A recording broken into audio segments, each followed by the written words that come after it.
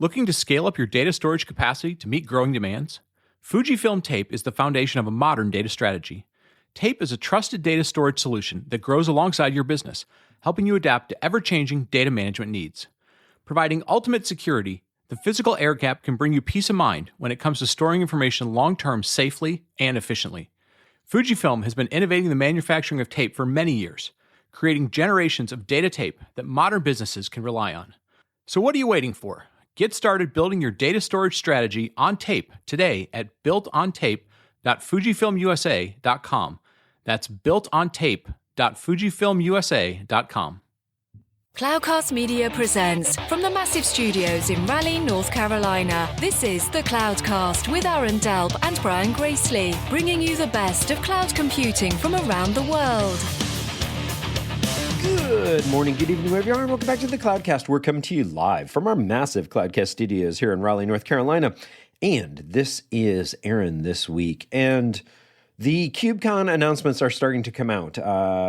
We've got two news articles, and the first one actually is an announcement. And quick aside, as I'm recording this, I'm not there yet. By the time this comes out, I will be at the show, and Brian is already there. And so if you want to meet with either of us, certainly Twitter is probably the easiest way to get hold of us. And also, I will be working the day job, Nutanix booth as well. So stop by and say hey.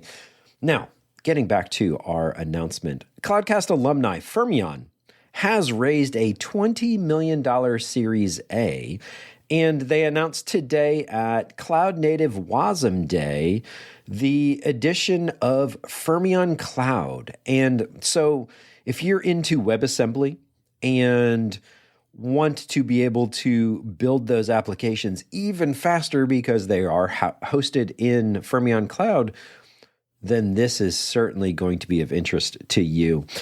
What they're really trying to do here, of course, is pour some gasoline on the fire here, continue to grow extremely quickly. And as they mentioned in the press release, what they're really trying to do is bring that almost like Docker-like simplicity to WebAssembly. And certainly wish them the best on it and would like to get them back on the show to talk about this at some point. And moving right along to our second article. This is one of those, I don't know if we could say we saw this one coming or not, but Microsoft and more particularly GitHub and GitHub Copilot got into a bit of trouble. It has been announced that a law firm is investigating the possibility that GitHub Copilot is generating what appears to be copyrighted code. And basically can do this, I'll say on command, but basically it is a repeatable issue. There is a professor of computer science at Texas A&M University, and when prompted, he could reproduce his own copyrighted code coming back out of Copilot. There's also been, of course, open source concerns and attribution, and so I won't say, Copilot has been a blessing and a curse all at the same time. Some people really like it, and some people just really, really don't like it. So we're going to continue to follow this one very, very closely. And with that, I'm going to wrap up Cloud News of the Week. Coming up after the break, we have Nick Durkin, Field CTO and VP of Engineering at Harness, and we're going to be digging into CI/CD pipelines. Do you run Kubernetes? Is your environment growing, but your builds are growing faster? Check out the gMaestro platform from Granulate. gMaestro will dynamically assess your current Kubernetes environment and recommend ways to save up to 60% on your cost. The platform works with Kubernetes in the cloud or in your data center. And best of all, it's free. Get control of your Kubernetes costs with gMaestro from Granulate. Give it a try now at granulate.io/gmaestro. That's granulate.io/gmaestro. Buffering. How annoying. Did you know that 17 out of 20 people stop watching a video because of stalling and rebuffering? Don't let your users click away to a competitor's site. If your business lies on online media, rely on CDN77 to deliver a seamless online experience to your audience. CDN77 is one of the leading global providers of content delivery network services. They power the world's most popular websites and apps such as Udemy, ESL gaming, live sports TV, and social media platforms. Aside from their massive and redundant global network, you're going to love their no BS attitude and skilled team of engineers ready to help 24/7. No chatbots, no tickets bouncing around unresolved for days, just people who know your use case and can immediately help you pinpoint and fix the problems. Don't wait until your users run out of patience. Go to cdn77.com/cloudcast and ask for a free trial with no duration or traffic limits. That's cdn77.com/cloudcast. And we're back. And Aaron, we are, we're kind of on a streak here. We've been doing a bunch. You've been pulling double duty. So thank you so much for carrying the show for a while. But how you been, man? How you feeling? I know you were a little under the weather. Yeah, no. Under the weather a little bit, and I had a big triathlon race, and unfortunately decided last second not to do the race because, hey, at the end of the day, this is a hobby, and the mere concept of trying to do a half Ironman while sick just did not seem like something that was hobby worthy anymore. So bagged that one and moved on. There's always more races. Yeah, absolutely. Hey, so I was reading through the latest state of DevOps report, and one of the things that jumped out at me was, they kind of were showing how the years have evolved. And it was interesting. It jumped out like, we had this sort of build up, what I would kind of call kind of cloud native 1.0. Lots of people were having some success. And then now the last year and a half, we're starting to see some struggles again. And, I'll kind of like phrase that cloud native 2.0. And I feel like, so often, we talk about all these cool technologies and all sorts of other stuff and Kubernetes and serverless and whatever. But at the end of the day, like people's success in these sort of digital transformations in, building applications faster, deploying them faster, really always comes back to, do you do CI and CD well? And if so, it becomes foundational. And if you don't, go back to that, get that right. And, Right. I feel like now that we're starting to see a little bit of stats that are saying, hey, people are struggling a little bit. It's good to go back to those fundamentals. And, a lot has changed in CI CD. The cloud has helped do that. So today, really excited to have Nick Durkin, who is Field CTO and VP of Engineering at Harness, one of the exciting companies in the CI and CD space. Nick, welcome to the show. Great to have you on. Brian, Aaron, thank you guys so much for having me. Genuinely appreciate the opportunity. We're probably going to run into each other at KubeCon, but for anybody who doesn't know you, doesn't know about your background, or hadn't met you, give us a little bit about your background, and then what's your sort of day-to-day focus and scope over at Harness these days? Sure. Yeah. No, I got my life started really in the financial services sector, building, redundant data centers, and then ultimately fraud prevention technologies and architecture that's still used today. And that brought us into a lot of different startups that are struggling with governance and auditability and compliance and security. It lended itself well for that. Started at Harness as employee number 9, so been there for over 5.5 years. Really watched it go from alpha, and hopefully we're going to ride it all the way to IPO. And really, I control or I manage a phenomenal team of people that handle our pre-sales and our post-sales engineering efforts, part of product.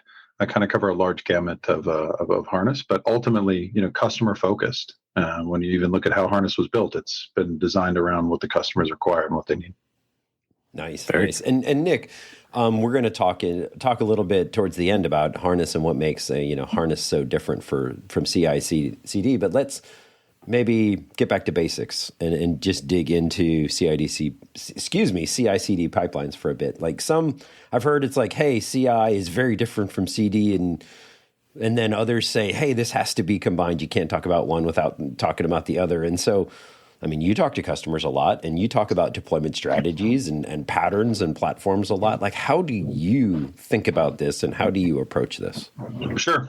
I look at it as two different functions that can be operated by the same individual.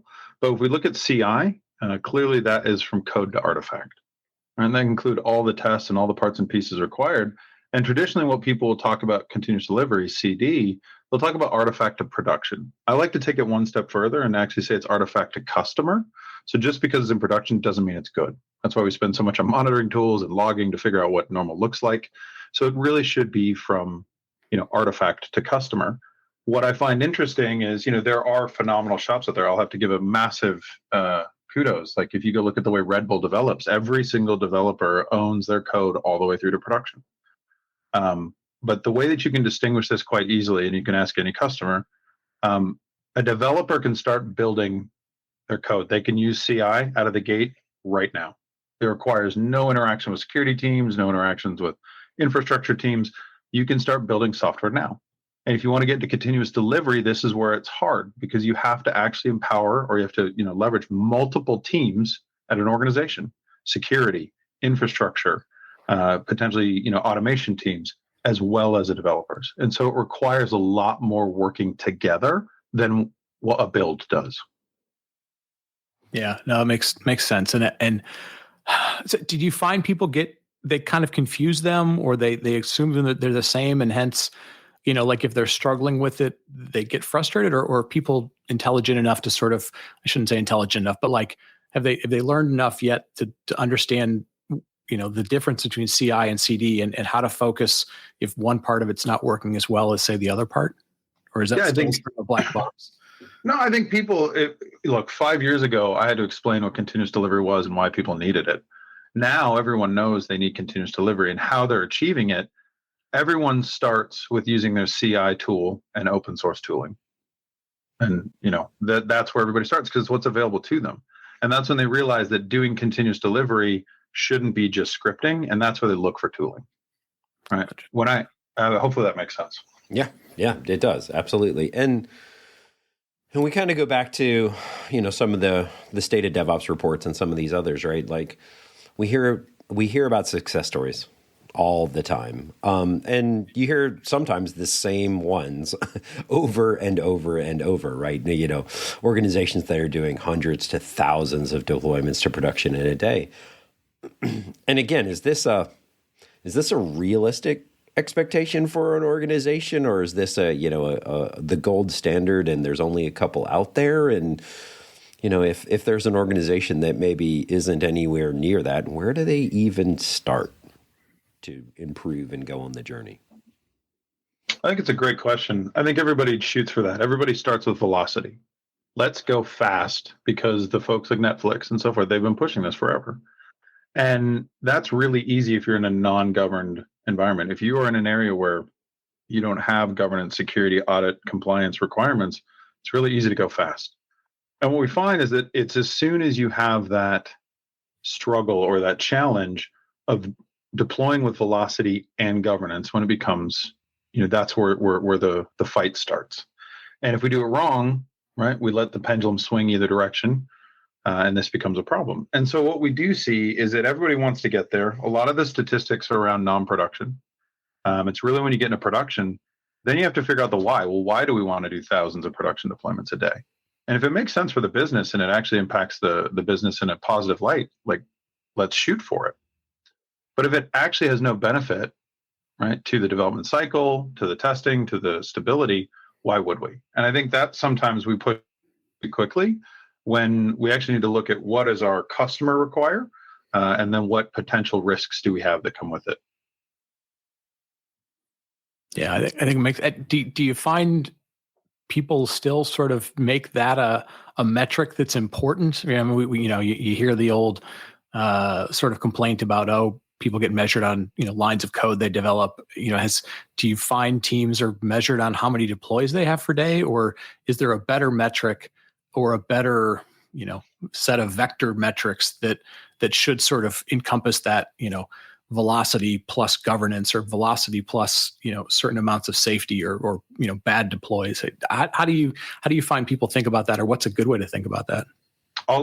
I think different companies look at it differently depending on where they're at in their journey. Really mature companies are looking at their SLIs, they're looking at their SLOs, they're looking at the air budgets that any given part of the business has. And they're actually making logical decisions where people can deploy based on the risk factor that they have for deployment. That's your most advanced and most mature, where you have an automated system that determines, based on your previous success, am I going to allow you to deploy or not? Now, people take a long time to get there because, to that point, you have to govern it. It has to be secure. It has to be entirely automated. That's the other part. Automate everything sounds great, but it's very scary for a lot of businesses. And I think that's where you're seeing this whole new, platform engineering come into place, where you have this shared infrastructure, you have this automation that has to happen. And that's really where the time and energy is spent. Once that's there, then you can get to the true velocity that you want to in a risk oriented fashion. Yeah. I want to ask one other thing. You mentioned kind of platform engineering. I think sometimes we get stuck in these buzzwords sometimes. Where does GitOps as a word, as a concept, where does that fit in today's CI/CD? Because I think people think, okay, well, Git is the place where my code's in. CI is oftentimes, the place where my, is tied to where my code repository. Like, how do you find those two things sort of fit together? Like the concept of CI and CD and this sort of new concept of GitOps. No, I think it's a great question. It's something that we even, had a large debate with at Harness, because GitOps traditionally is something that it defines what is deployed, what is configured. It rarely defines how it gets there. And what's interesting in a governance secured area, how is actually even more important than what's deployed, how it got there, what approval metrics, what scans it went through and so forth. And so what we found is that even those companies, those large companies using massive amounts of GitOps, once it got to production, it actually became rather difficult because it was more important to prove how it got to production than what is running in production. And so we found that it needed a healthy requirement. And I think this comes back to one of the statements I made earlier.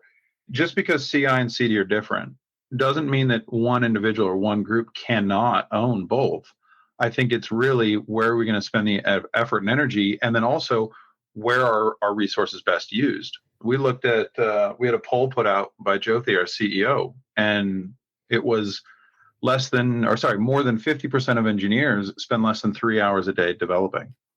And that's crazy to me because they're spending their time working on the pipelines. They're working on, YAML configurations for their GitOps. They're working on all the things that genuinely isn't why we even hired them in the first place. That's a great point. That's a really great point.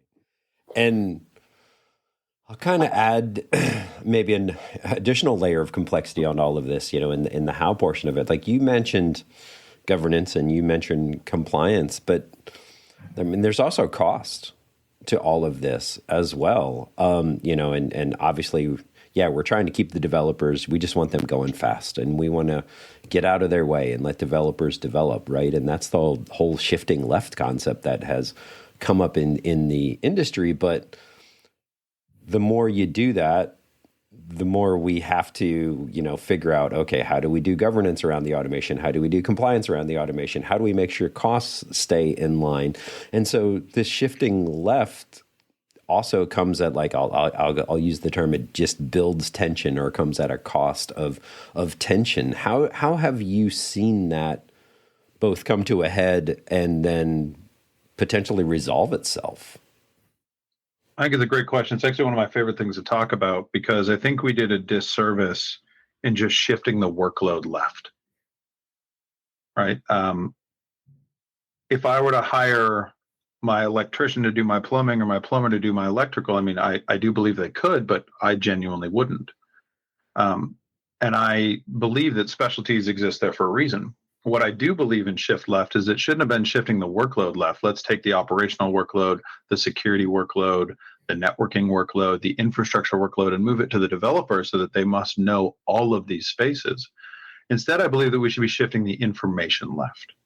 And so it should be about empowering all of the teams to operate in the systems they're used to and having the information when it's relevant. What I mean by that is don't shift the workload of having to figure out how the scans are working and configure the security scans and do that left. Provide them the information from the scans when it's relevant as they're doing their build. Understand what they need to work on. Understand the new CVs that are introduced. To that point, with the cost information, engineers will do what is best for the company if you give them the right information. In no way, shape, or form would they go and try to charge the company extra hundreds of thousands or millions of dollars in cloud infrastructure. But if we don't give them the information to understand how they're using it, they'll always over provision it because they want to make sure their app's up and running. So it's about bringing that information to the people at the right time. So shifting the information left and then empowering every team to operate together. Yeah. As you're engaging with people, like I mentioned, and again, I'm sort of just cherry picking this one stat of the DevOps report, but like, if we're starting to see, some folks say, hey, like we're not doing as well as we thought we could, or, whatever. And you started, you kind of go back to folks and you say like, hey, let's get back to basics in terms of doing the activities around CI and CD well. What, to a certain extent, that almost sounds like starting over, but like, what would be the key things you're looking for? So if you're kind of evaluating an organization, how they do it, the way they're organized, the way they set up tooling, like what are those 3 or 4 things that you sort of look at and you go, okay, this is my mental checklist to see if you're starting in the right place. And then these are the couple of things that I want to make sure you get absolutely right up front, because you can build on those things. Perfect. So one of the things we look for is dry. Don't repeat yourself. With most customers we go to, you've got 2,000 applications you're deploying. You've got 2,200 pipelines to get them there, which is kind of crazy. You think about airplanes, like I would not build 2,200 different runways for 2,200 different planes. I might have a few, right, to land different sizes and different lengths. But the reality is what we traditionally look for, if you want to look at maturity, you can simply look at how well they template things. If you've got phenomenal templates on how to deploy, if you've got security and governance policies built in, this is a huge sign of maturity. So this is about making it easy for people to do the right things and making it hard for them to do the wrong things. If you give people a happy path to do it the right way, they'll do it 9 times out of 10. And by not providing them that and not giving them a framework, that's where it often goes off the rails and you get a lot of custom work. And so we look at, again, dry. You look at the security, you look at the being able to apply policy in there. And then honestly, you look at onboarding. How quickly can you onboard a new application or a new developer to the platform? Regardless of whether it's, cobbled together with 27 different pieces or it's an individual platform, these are the important pieces. And you can see maturity from any organization if you look at those 3 things. Now, they're not necessarily things that people look to measure. They're not looking at how often they're deploying. They're not looking at the percentage failure rates. Like those are great metrics, but those are metrics on the actual outcome of the deployments, not the efficiencies of the platform and not how quickly you can actually start moving teams onto it. So that's really interesting, because it made me think also, like when you were mentioning about time to onboard, and yeah, there's potentially a lot of metrics that you could measure, but which ones matter the most and which ones are leading indicators of success in your experience? Yeah, when we see change failure rates, that's a huge one. So velocity is great, depending on your line of business and depending on the business requirements. The velocity might be perfectly fine to be every week or every month because of the requirements of the business. But the change failure rate is one that I think is extremely important. And it's important because it's not just about the change failure rate, but it's also about the time to recover and the outage blast radius. And so why do I say that? If you look at someone who's making, maybe just feature flag changes to a very small subset, yes, they might have a high change failure rate, but their impact to the business, because the blast radius is so small and the rollback time so quick, might be minor. And this is where measuring against those error budgets and actually measuring against all of your objectives, now actually putting time around it, now you can understand risk. If I'm maybe a larger team that we make changes, often we do them quite well, but when we have an issue, it can be large downtime. There's a lot bigger risk there. And so again, when you look at it, it's not just about the change failure rate, but it's also the blast radius that it can actually impact. We've talked about a lot of concepts. Harness does CI and CD a little bit differently. Like, where do you sort of see yourself fitting? Because we talked about CI and CD. We've talked about platform engineering. We've talked about GitOps. Like, how do you guys, what's the sort of the unique thing that you do that A, is different than maybe some things that have been done traditionally in the past, but also, that sort of help people not make some of these mistakes that they make all the time? Sure. I think the biggest differentiator that we have is that we are designed to remove the worst part of your best engineers' jobs. I don't want to take away the best parts. I want to take away the worst parts. No one loves babysitting deployments. No one loves waiting for tests to run. No one loves provisioning infrastructure, shutting down non-production infrastructure. So doing this in a way that is meaningful to remove the worst part of someone's job, that's where we start. We started also differently than any of the competition because we started life in continuous delivery. We started as continuous delivery as a service, and we took it with that entire mindset of empowering all those separate teams to be able to work together in one platform, to have one unified viewpoint, and give them, the true ability to interact with the system the way they're used to doing it.